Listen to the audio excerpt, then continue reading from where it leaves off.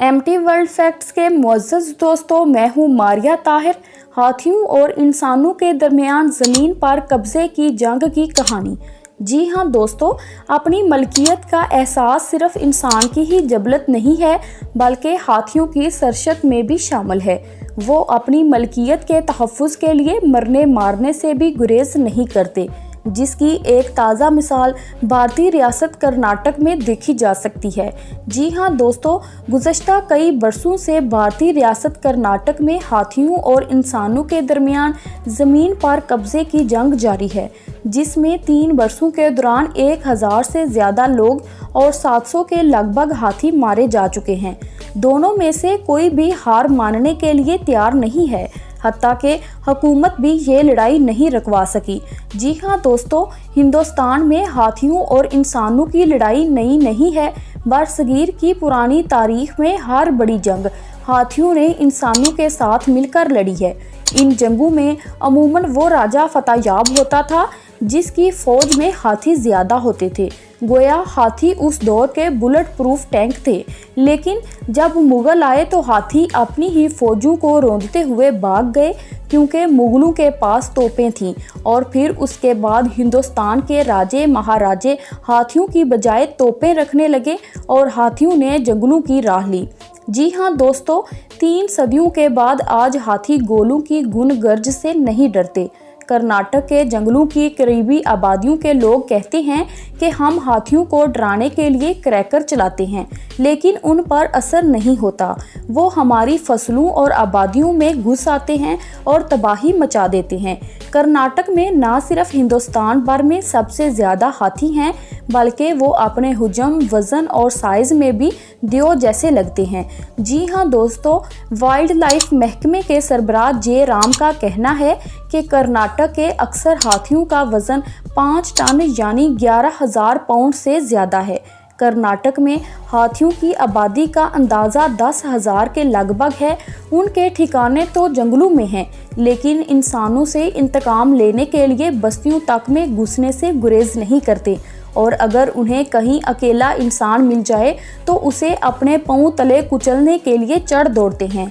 जी हाँ दोस्तों, माजी में हाथी के पांव तले कुचलने की सज़ा राजे महाराजे और दिल्ली के बादशाह दिया करते थे। अब कर्नाटक के हाथियों ने ये अख्तियार खुद अपने हाथ में ले लिया है।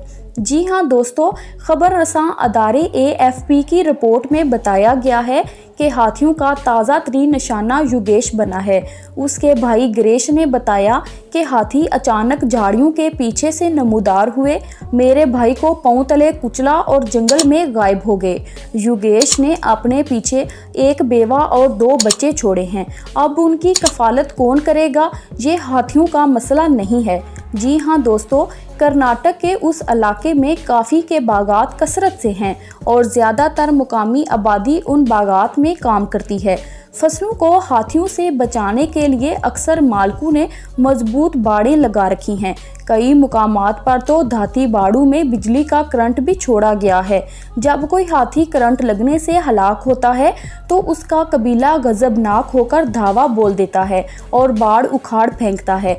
आपको अक्सर जगहों पर टूटी हुई बाड़ें दिखाई देंगी, और अगर रात को आपका क़याम किसी बस्ती में है तो आपको गाहे गाहे क्रैकर के धमाके और हाथियों की चंगाड़ें सुनाई देती रहेंगी। जी हाँ दोस्तों, कर्नाटक में हाथियों और इंसानों के दरमियान असल तनाज़ा मलकियत का है।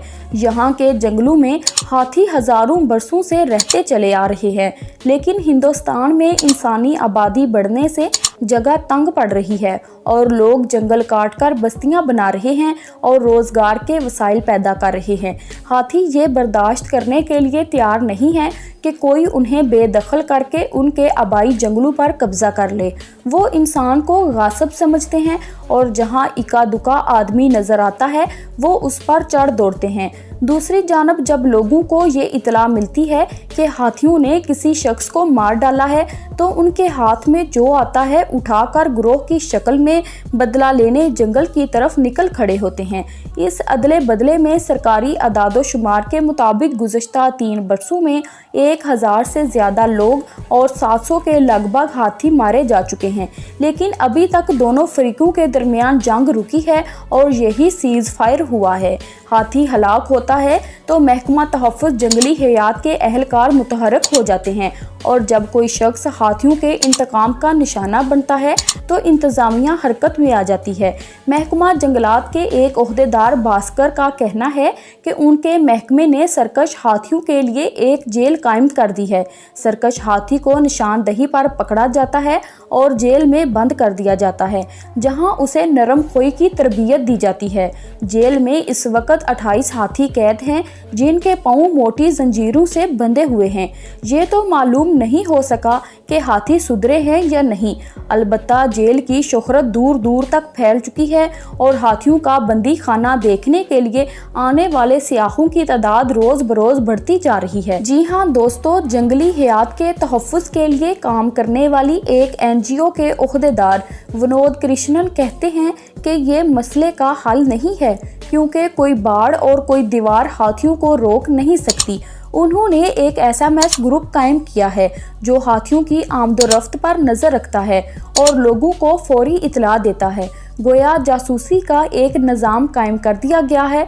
लेकिन हाथियों के हमले में अपना भाई खोने वाले ग्रेश कहते हैं कि कुछ फ़र्क नहीं पड़ा, कुछ भी तब्दील नहीं हुआ, सब कुछ इसी तरह चल रहा है, ये सब इसी तरह चलता रहेगा। हम बस ये कर सकते हैं कि हाथियों के सामने आने से गुरेज करें। वो जंगल छोड़कर कहीं नहीं जाएंगे, आखिर जाएं भी कहाँ, हमने उनके लिए कौन सी जगह बाकी छोड़ी है। वीडियो पसंद आई है तो लाइक कर दें और चैनल को जल्दी से सब्सक्राइब कर दें। Thanks for watching.